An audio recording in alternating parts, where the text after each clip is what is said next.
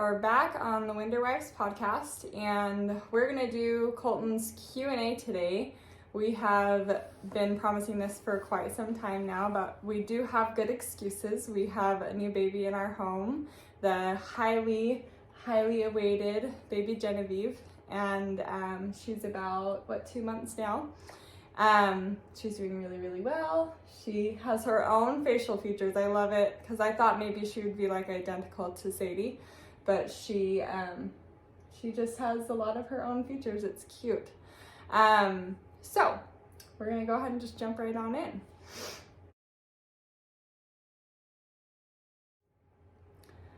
So the first question is, how many children do you want? I don't really think I have a limit on how many children I want. It would probably more depend on things like how many wives there are in the family, how many children the wives want. So I don't have a limit personally. You don't think there's too many to take care of? More wives means more hands to take care of them? Theoretically. Yep. All right.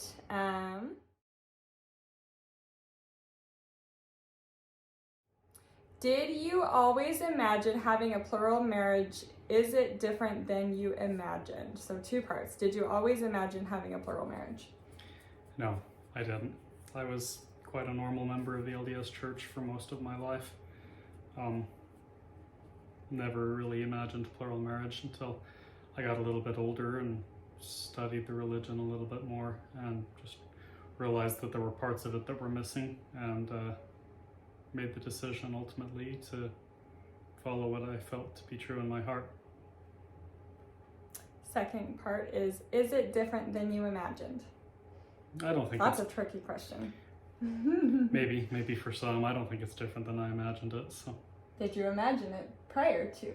Well, I mean, not for most of my life, but like once you had decided that you were going to live plural marriage, did you have stereotypes surrounding it? Did you have like this picture of what it was going to be like once you decided to live plural marriage? No, I don't think so. That's good. That's a good thing, because a lot of people, I think, especially really in any type of lifestyle, I would think, but if you go into something thinking it's going to be a specific way, especially with plural marriage, if you have like that specific, well, this is the way I expect it to be, then your expectations are going to be wrong and you're going to be disappointed and you're going to be unhappy. So that's a big thing that we have as a family, and all 3 of us, we've always talked to each other about what our expectations are and making sure that if there are expectations that they're communicated. And a lot of times when those questions are asked, we realize that if we did have expectations, that wasn't a correctly placed expectation. So we usually adapt to it and we realize, oh, okay, this is what it should be, and we communicate what it should be moving forward. So, good thing. So, next question.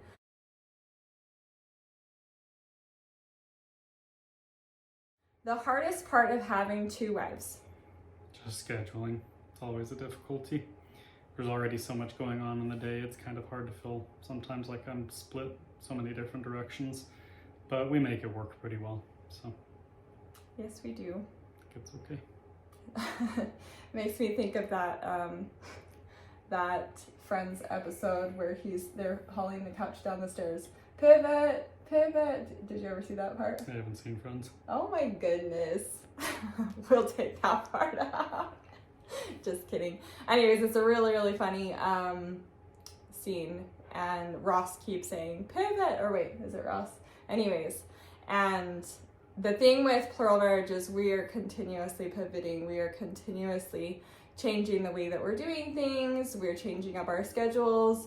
And honestly, I feel like it is changing so much with every single child that comes into our life. Like the last 3 years since Ephraim was born, and every single milestone and different stage that we're in with each child, it's changing the way that our schedules are, the way that me and Tammy are getting lack of sleep, and we are continuously just trying to fill the gap and bridge the gap with each other and with Colton when he's having stressful days at work. We try and bridge the gap as a support system for each other. So we're continuously pivoting. I apologize up front too if I seem out of it. I'm pretty tired. We don't find a lot of times to do these anymore, and so it is quite late in the day and we've had a long day, so Long couple of months. yeah, right. Because not only does he have a new baby in his room with Tammy, but we have two in ours that like to climb into bed with us and kick us and wake up in the middle of the night and all of the fun things. Yeah. All right, which I have to say that's probably really hard for you at this point. You're really not getting sleep in either room, but I don't know. I feel like sometimes, honestly, like the nights that you're not with me, I feel like I probably get better sleep because I can just like push Ephraim over to that side of the bed. I'll be in the middle and then push Bella. I think they still kick me a lot, but it feels like there's more room in the bed when both of them climb into bed. So, all right, let's move to the next question.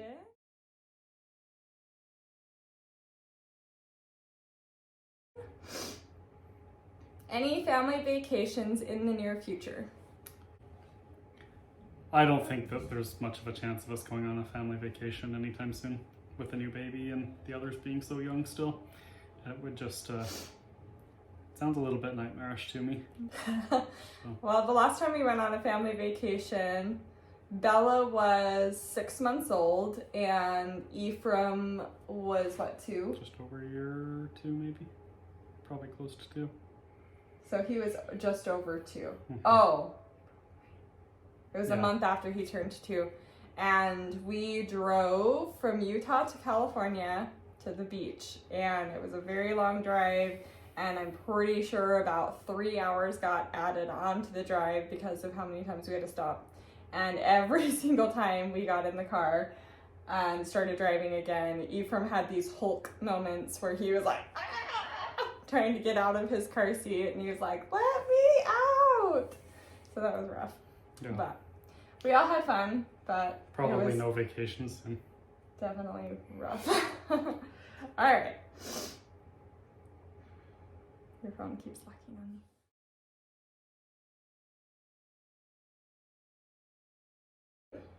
Do you see each other's families often? A lot of Sophie's family lives with us, so we see them all the time. My family lives just a little ways down the street, so we see them pretty often. We don't see Tammy's family as often. They live in a town that's nearby, but we just don't. It's still a little bit of a drive between us, so we just don't see them very much. But we did right after the baby was born. They Yeah. came over and saw the baby a lot and got to help out with the early stages of a newborn. yeah. Next question.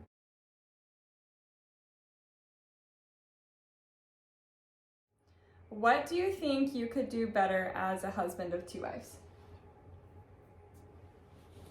Nothing. I'm perfect. Okay, humble yourself, babe. I'm sure there are a lot of things that I could do better. I could probably be more patient. Patience is always a thing, especially I feel like you have to grow your patience with every child that you have. Yeah. It takes that much more to get through your day.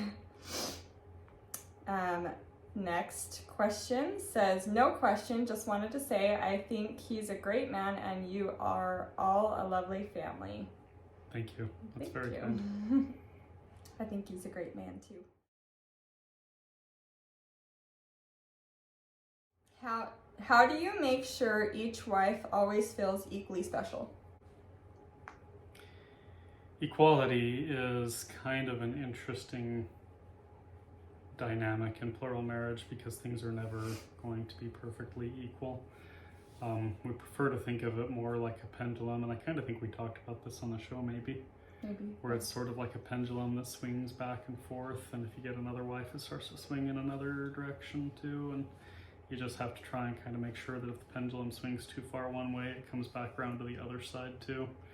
So we could just carte blanche say we're going to make everything completely equal. If I take you on a date, I take you on a date, and that's the easy way to do it. And often we do kind of end up doing that, you know, just sort of keeping track of what we've done with each other and trying to even things out that way. But things are never going to be perfectly even. There will always be a little bit of an imbalance, and life is just about trying to find balance. Whether you're a plugamist or a monogamist or what have you, all of us are just trying to find balance in life, I think. I have a perfect example, which we are currently seeing, which we hadn't seen the shoe being on the other foot. So when I have had a baby back to back, every time I have a baby, like with Ephraim, like usually when we're going in car rides together, Tammy and I will switch sitting in the front with Colton, and when you have a newborn, it's not easy to just switch. Like, you're the only person that newborn needs, and so when you have a newborn, you end up sitting in the back and you don't switch. You just stay in the back with the newborn. And so I went through that twice, going through those stages, and it feels like you can sit there and look at that and be like, well, this kind of sucks, but it's the way that it has to be, and it doesn't seem fair. It doesn't feel like, I don't know, you just kind of realize it is what it is, and hopefully it'll pass at some point. And it's a really small thing. This is a silly thing to talk about, but it's a thing that gets like thought of. It's like, oh, that sucks. I have to sit back here and be with the baby instead of be able to sit with Colton. Like, especially if we're going on a date with all three of us together, you don't really get that time to connect. And so now Tammy's got the newborn and she's sitting in the back, and I don't ever assume that that's what she wants to do. Like, we always talk about it. Hey, like, where are you sitting? Where do you want to sit? You know, what do you want to do? And, but now, like, she's choosing to sit in the back with the baby. So I've been sitting in the front. And so it's like seeing that come full circle. Like, I'm sure it's not always going to be fair, but it's kind of acknowledging the different stages of life, and that it's never going to be equal, and it's never going to be fair, and nobody's ever going to have the exact same amount of babies, and nobody's going to have the same gendered children, and like, things are not going to be the same, and they're never going to be the same. But you have to just look at it like each child is a blessing that God has given you, and your lack of sleep is just a result of that, and the different things. I definitely feel like for a long time I felt like I was the only sleep deprived person in the house, and it felt like I was in a completely different world than Tammy and Colton. And, you know, that's not fair. Everybody else is getting sleep, but you're not getting sleep. And so it's just things like that you look at, and you just realize, you know, it's not fair, but it's the different stages that you're going through. And at some point you're going to be able to get more sleep. And now I'm seeing the shoe on the other foot. I definitely get more sleep than Tammy does right now. I don't get as much sleep as I would like to get, so I still am sleep deprived in some ways, but I'm not only getting 3 hours of sleep like she is right now. And so, yeah, I definitely think that there's not an equality of things, but the way that we try and do things, what Colton was saying is, you know, the pendulum swings in each different direction. But one thing that goes along with that is making sure that we're checking in with each other and making sure that each other's needs are met, because our needs are different at different points in our lives. And as long as they're getting met, as long as we're communicating the deficiencies, if we feel like there is some, then we're going to be able to adapt and pivot to what the other person needs. So, sorry, that was kind of a long thing, but it's something that I've noticed, and it's not something that has been highly prevalent in our life until now that Tammy has had a baby, and I'm actually seeing, because when she had Sadie, I wasn't around until Sadie was 1, and so I missed that first whole stage of Sadie's life, and I never saw Tammy in that role or that place or the position, and then I experienced it, and now I'm seeing her experience it for a second time, so, or first time for me, but her for the second. So Next question.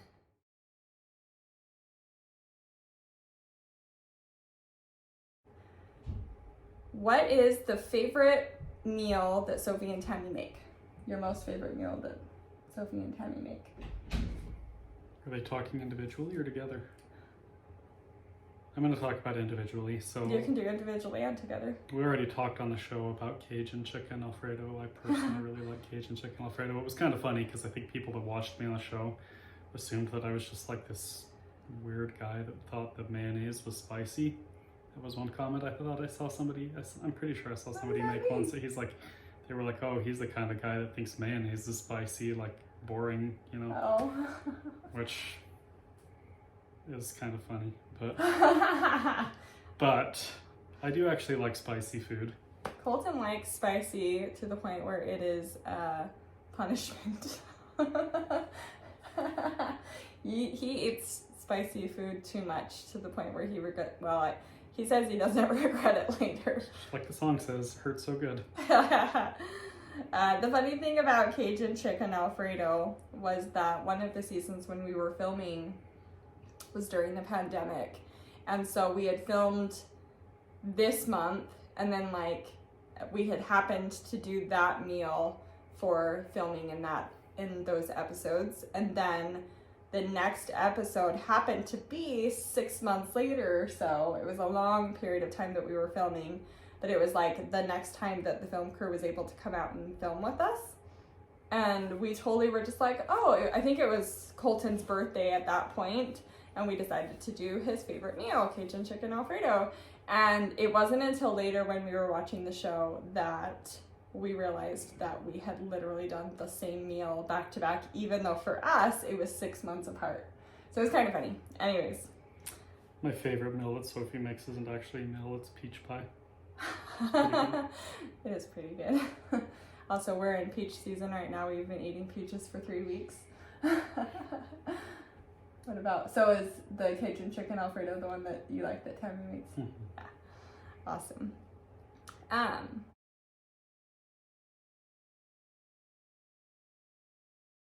Next question. How do you have time to have individual relationships with both wives? It's hard. I stay up late a lot of nights. A lot of nights. So you just you have to budget your time wisely. You can't, just be wasting a lot of time. So that's how you make it work. You just have to be cognizant of how you're spending your time and make every second count. And I definitely don't think we have it all figured out. I feel like we've been in survival mode for a long time, but it's just because there's been so much change that there's nothing that we've been able to just rely on.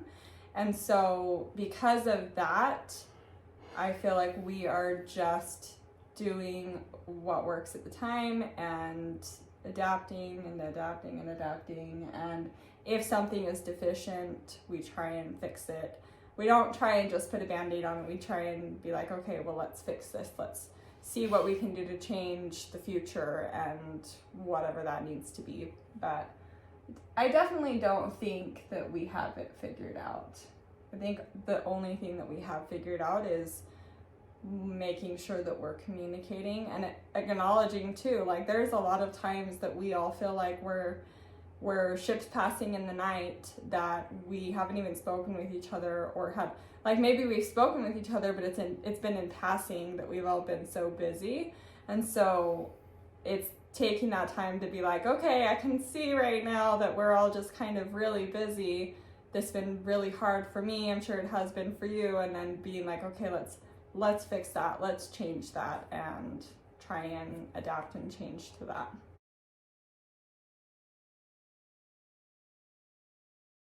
All right. You seem to have a good work-life balance. Any tips? Mom of 2 with 1 hubby. I don't know if I really do have a very good work-life balance. I'm glad it seems that way. I wish I had some tips, but I don't really, because I feel like I'm working all the time. So I think that goes back to the survival mode, because I feel like we're just all doing what works in the moment, and We definitely don't feel like things are black and white into like this perfect routine. So I think that just goes back to adaptation. I would say the tips would be adapting, and also back to the equality thing, like excuse me, bless you, not having expectations on your spouse, not having expectations on your children, having patience with them. I feel like these are all connected, honestly, and trying to communicate when you're having a deficiency so that your husband can help you with that, or you can help your husband with it when he's having a stressful day at work, or whatever that may be. It's learning to adapt. It's learning to not have expectations on a situation. It's learning to have patience on the situation and communicate so that you can fix the problem that you have at hand right in the moment.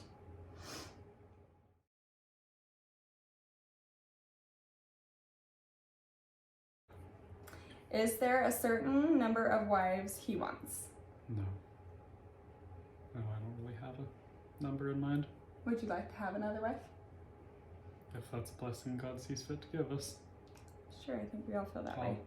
accept it if it comes, and I'm not going to lose sleep about it in the meantime. So. It's true. We had to explain to Sadie that we have to accept the blessings that God gives us, whether we have another baby, whether that baby is a boy or a girl, whether we have another mom come into the family, that we just accept the blessings that God gives us, and we are happy for those blessings. We do our best to make something of those blessings. Yeah. Every blessing is an opportunity. Yep.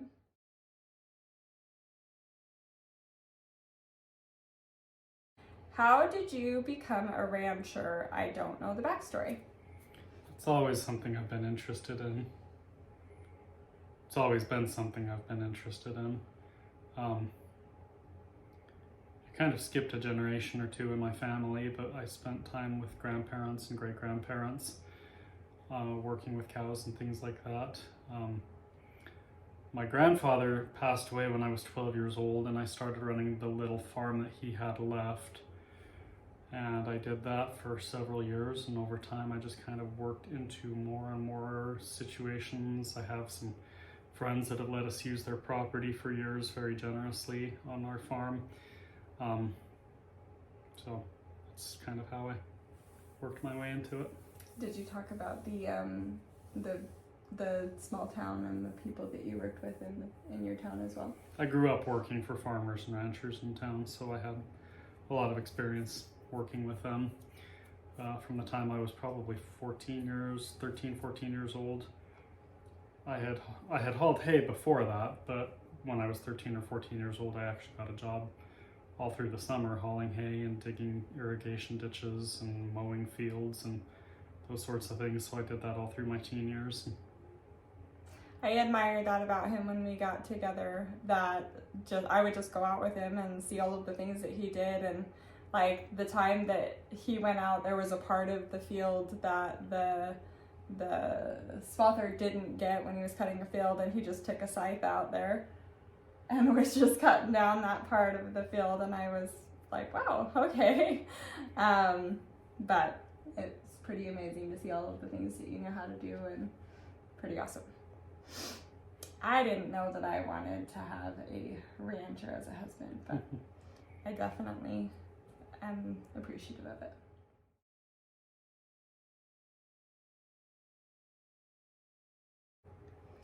Favorite movie of all time, one that you could watch over and over again? It's probably a toss-up. I have always loved The Princess Bride. But I also love O Brother Where Art Thou. I also love The Cowboys with John Wayne. Yeah, I don't know. I don't know if I can answer that question. One of those three. Good ones.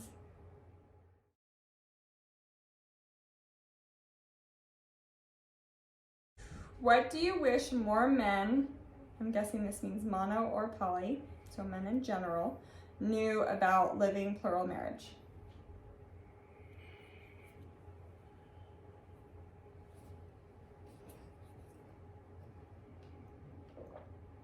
I think if our experience on the show and our experience with the public after the show taught me anything, I think it's that a lot of men out there believe that plural marriage is a way for them to have needs in their life that are met, and I don't think that that's the right attitude to take towards it, because, and I've said this before, any man that would go into plural marriage for sexual reasons is a foolish man. I think there's ways that a man can get that without plural marriage. If you're going to go into plural marriage, do it responsibly, would be what I would say. Commit to your wives and children and work to support them and make a family. And support that family, because it's your responsibility with every wife that you commit to and every child that you bring into the world under that marriage. Now, that being said, practicing plural marriage from a religious standpoint, I don't necessarily know that I can recommend people just go out and have other women join their families.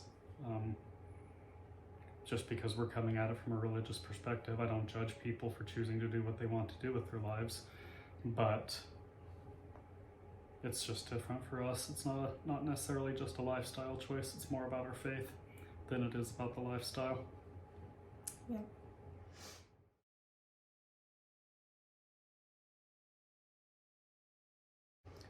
What is your favorite characteristic about each of your wives? I would say it's really hard to pick out one single favorite characteristic, but Tammy has always been very kind. It's a very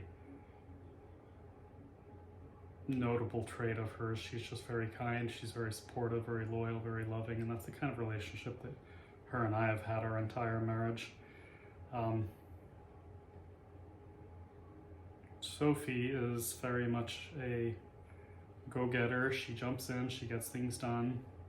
You know, she doesn't have to take a lot of time sitting around pondering, should I do this, should I do this, should I do this? She kind of just, she gets in and gets things done. And they both have a little bit of each other's trait. I mean, Sophie's kind, Sophie's loyal. She's been very, very good and loyal to her family. Tammy can be a go-getter when she, you know, can get past her introverted personality. So they kind of share those traits in common a little bit, but those are the two things that kind of stand out to my mind. Yeah, we get along with each other. I think that's where the traits can have serious strengths to them, is when we're working together rather than competing with each other. And we're continuously filling the gaps where we need to. And a man that's living plural marriage right will never try to make it a competition. It's definitely hard not to do that. But Tammy and I were talking about this the other day. In the very beginning, like, my communication style is very different than Tammy and Colton's, and I really didn't understand them very well. But whenever I was having struggles, I didn't talk to Tammy about them, because I felt like, well, she's got this perfect marriage that she's, you know, I didn't see the first 7 years of their marriage. And so I felt like if I was having struggles in communication and issues in my marriage, well, I didn't want to share that with her, because it was like this competition. She's got this perfect marriage and I've got these communication problems, and I just don't understand Colton. And then, like, fast forward, realizing once we were willing to be vulnerable with each other, we realized that sometimes we have the same communication problems. Sometimes we have the same spots in our marriage with Colton that we're both struggling with. And I mean, he's the same man. If you're truly being open about something rather than feeling like it's a competition, we're able to communicate about it and see it from each other's perspectives and actually solve the problem, rather than feel like we have to pent up all of this whatever because we can't show our hands to the next guy. And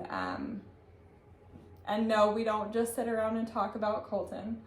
but we do talk about things when there's a struggle in communication, and not all the time, but sometimes I'll bring something up to Tammy and just say, this is what happened. I don't really understand it, whatever it is. And then she'll say, yeah, I've seen that too. And then she'll give kind of like a reasoning and like a, well, this is what I think is going on with Colton. This is how it's been in the past. And so she has the experience as well, that she can provide a different view of what's going on. And so then I'll be like, okay, I can see that.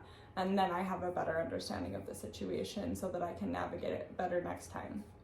So.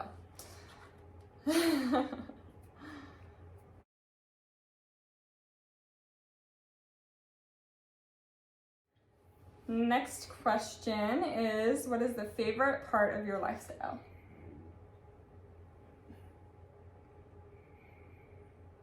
It's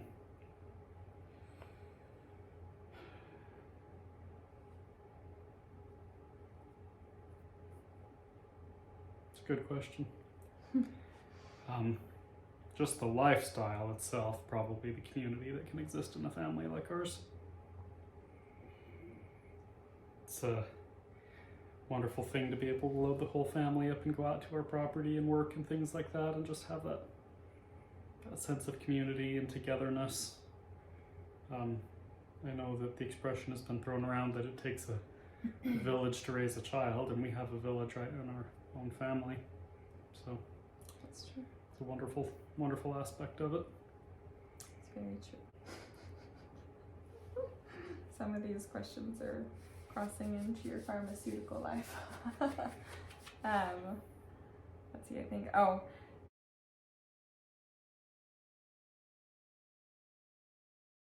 how are you always so chilled? Do you get stressed about anything? Yes, I get stressed, but I hide it very well. He hides it from you guys, not from us.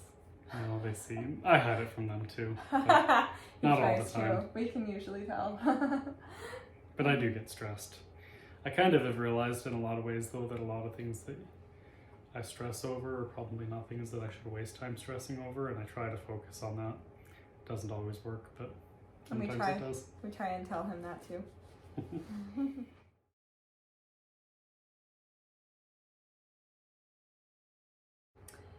What's the most difficult part about being in a polygamous relationship?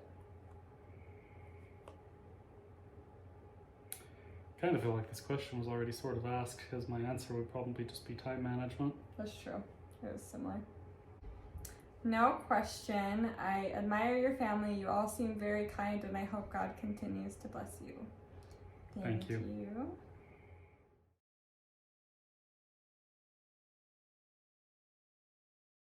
Somebody asks Warren Jeffs with a question mark. I'm not sure what they were trying to ask about him, but I think he probably ought to just be buried under the jail.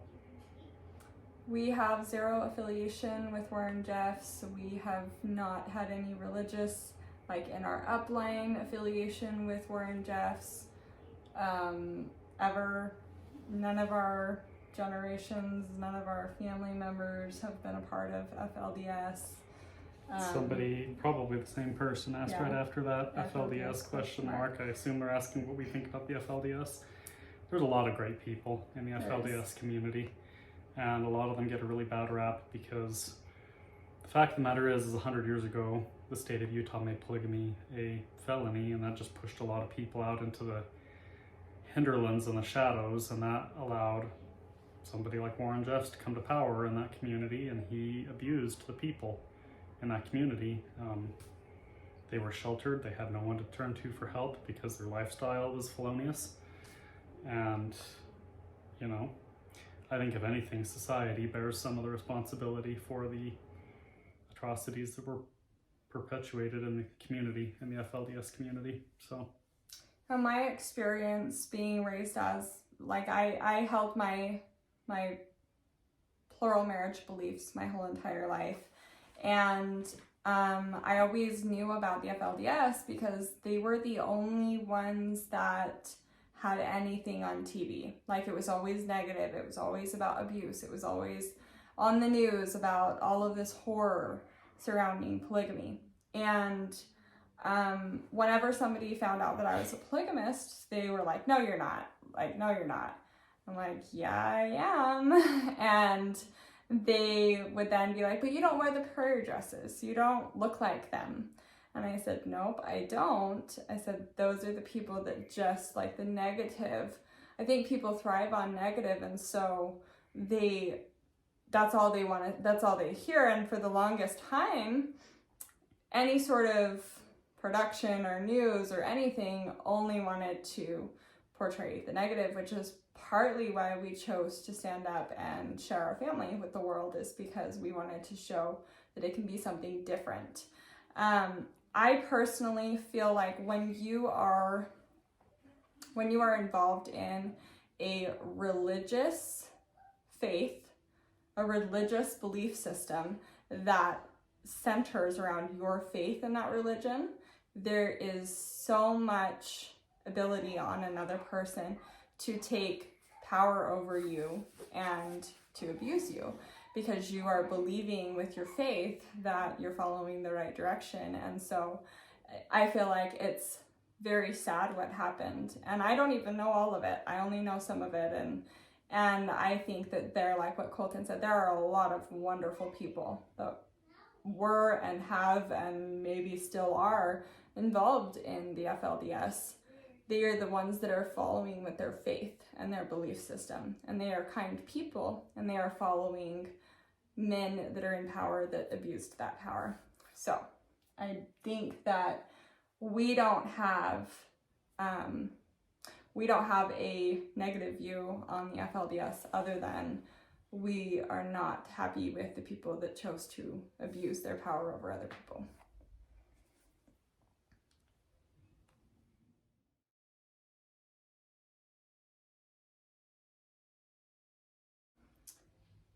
I don't judge, just don't understand the why.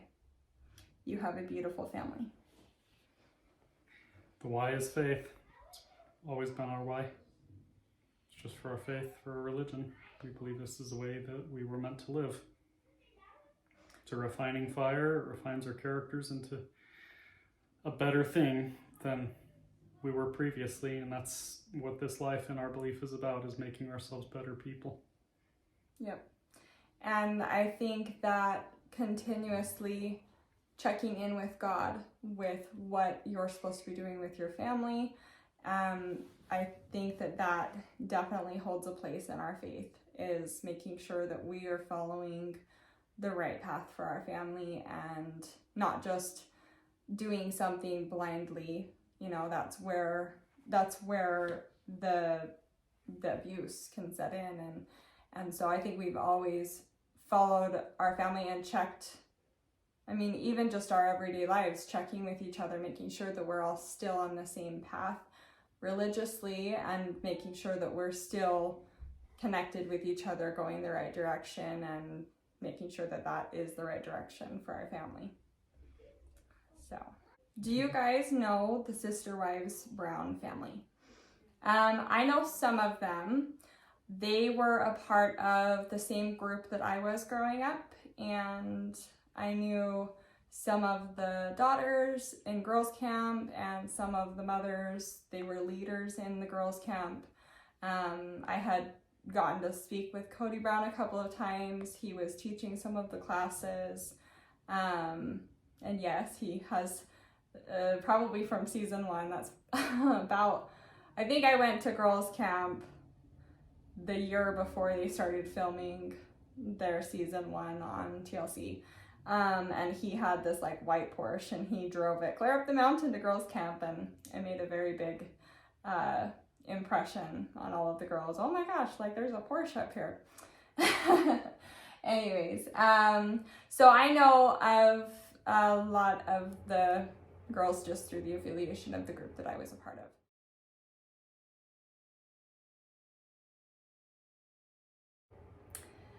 If you had to switch career paths, what would you want to do?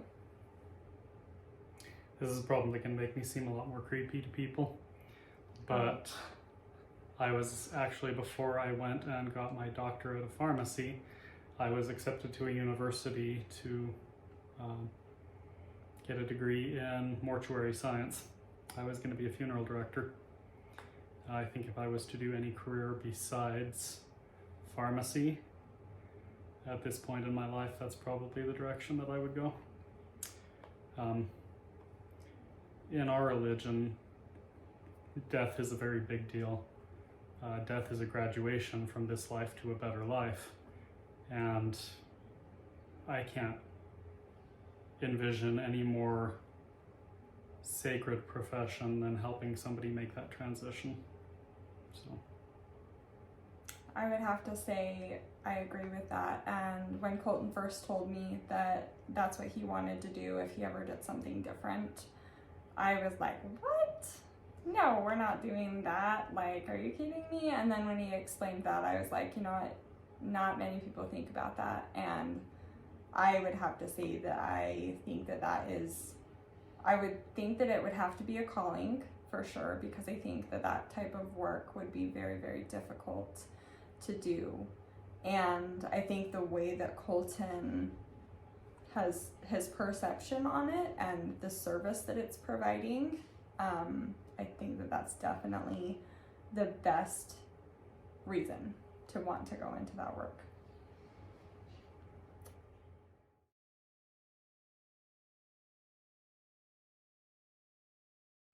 What's your favorite part about your wives' relationship with each other?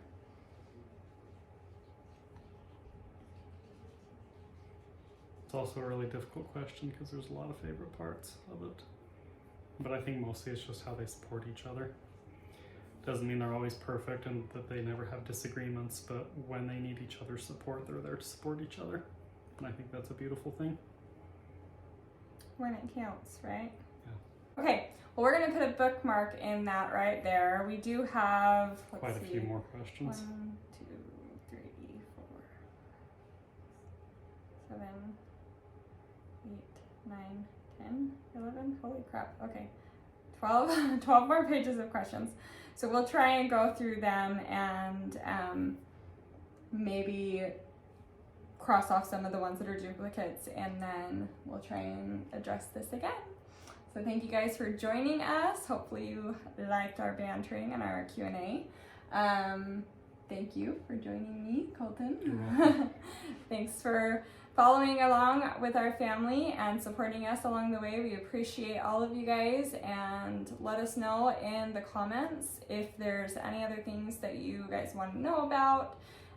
We are going to try, now that things are kind of slowing down a little bit in our family. Genevieve is here and we've reached that big family goal. We are going to try and share a little bit more of our family in our day-to-day. So let us know what you want to see, and if you have any other questions, we're an open book. So thank you guys.